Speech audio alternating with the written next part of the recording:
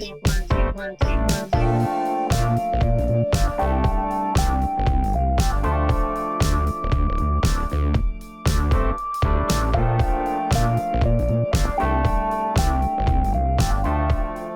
from Tokyo, my dear friends. This is Daisuke, and I very much hope that this video finds you well and in very good spirits wherever you are in the world. And today, if you don't mind, I would like to continue on with the really wonderful questions that you all very kindly submitted to me a few months back as viewer questions or cinema-related viewer questions. So thank you so much for this. And so let us continue on. That brings us to the next question, which is from D R Wainscott. So hello, it's nice to see you. Thank you very much. And you ask, hello friend, in your personal opinion, do you believe there is a large gap between well-regarded films, i.e. Criterion releases, and lower quality films, i.e. Vinegar Syndrome? So thank you very much for the question, D R Wainscott. And I will say that no, I don't see any gap at all from my own vantage point between what might be described as being well-regarded films on the one hand and then lower quality films on the other. And so I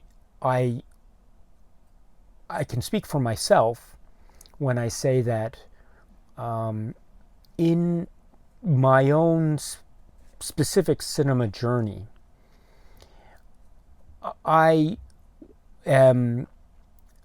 I'm always seeking something that I can say is engaging. In other words, the type of, say, criterion, shall I say, that is important to me is whether or not the film is engaging.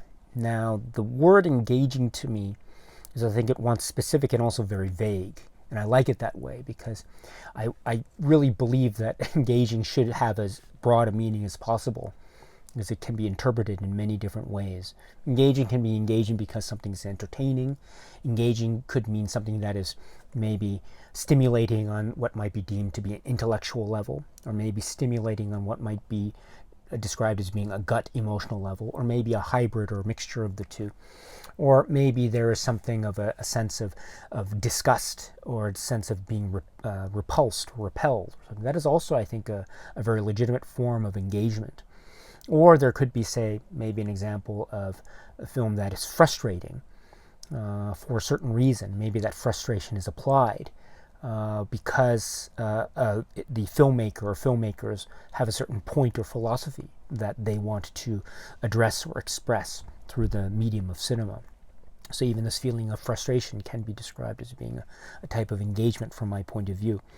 This is my way, therefore, to try to express the idea, which is the active engagement for me with a work of cinema can be on a whole possible myriad of bases. And so therefore, on that, from that viewpoint, I think any type of film, no matter who makes it, or maybe the budgetary situation or circumstances under which such film was made, or maybe the where it was made, or who might have, what kind of resources might or might not have been available when such film was made, etc. I think those elements are not necessarily, say, requirements that I see, but rather they are linked to the whole mode of expression for a work of art in cinema. And it's that mode of expression that I find very important, whether I can engage with it or not. So the whole idea of engagement is not at all premised upon, say, who the filmmaker is, or who the circumstances were for the production. Oftentimes, of course, those elements might be very relevant. We oftentimes refer to our favorite filmmakers. I certainly do. And so that is, of course, part of the equation. I understand that. But of course, there are other aspects that might be very relevant at all. For instance, a so-called maybe lower quality film would maybe be something that I would be very much engaged with, because maybe it has a certain entertainment value that I regard very highly, or perhaps there is a sense of the film being made in circumstances or in an environment or in a world, or with regard to characters that are that somehow capture my attention, or that fascinate me for some reason or a number of reasons. And so this is also very important. Also, the genre is yet another factor, but I am always trying to maintain the sense of, say, the idea of engagement, regardless of genre, or perhaps another way to express it. I think a film can be engaging, and engaging films can emerge from basically any genre, I think. And so that's the type of approach that I find very valuable, because it also opens my journey up to the potential for a new discovery, and the whole act of learning new things. I always find that I think the cinema journey, I understand too, it can mean different things to different people, and I'm very much understanding of that. Sometimes one seeks a film, or what to watch a film that we feel is close to our own, say, personal story, or maybe is dealing with, say, a particular subject matter or hobby, or other art form or work of literature or something that is very much part of our daily lives or daily routine, so something we are close to. So that is one mode of cinema that I understand. Another mode of cinema, which I also understand, is the idea of something that is maybe on the surface, or maybe through certain, say, lists of circumstances, might seem, on the one hand, to be very distant, or very much apart from one's own, say, lived-in experience. So in other words, a film about something that one doesn't know anything about, or subject matter, or part of the world, or a certain aspect of culture or society that is completely unknown to the viewer, to me. And yet, through that watching, or through that engagement, something happens, a type of connection happens. And I think that connection is very valuable.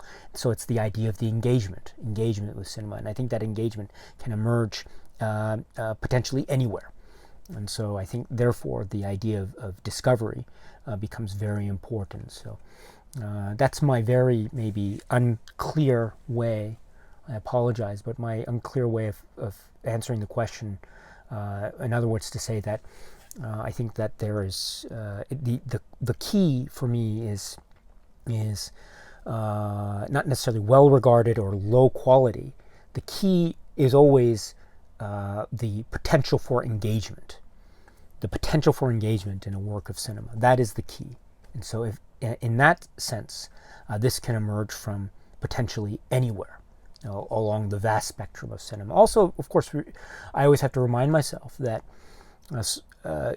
cinema is what if I've used the phrase? It's this vast ocean. It's immense. It is so huge and humongous, and so it is therefore very much something where. Every time I watch a film, I have to remind myself that for every film that I watch, I realize that there are, say, tens of thousands, hundreds of thousands, even more films that I have yet to see, and perhaps will never be able to see in my own lifetime. And that is because it is so immense. And so, in that way, the idea of a type of cinema journey is something where I know that there will always be these areas of cinema that I will never have access to, but I always strive to try to have access to.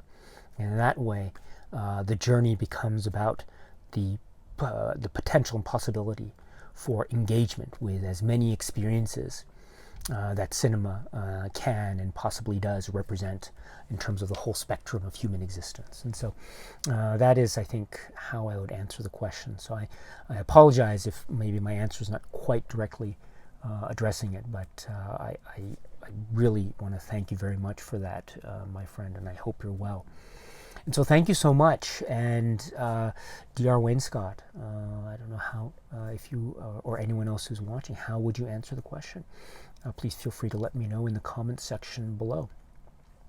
Okay, my friends, so thank you very much once again, and I hope that you continue to be happy and healthy and well. And once you've taken care of that, my dear friends, please, as always, continue to watch a lot of great movies. So thank you very much, as always, for your time. I very much appreciate it. Stay strong, stay safe, and cheers.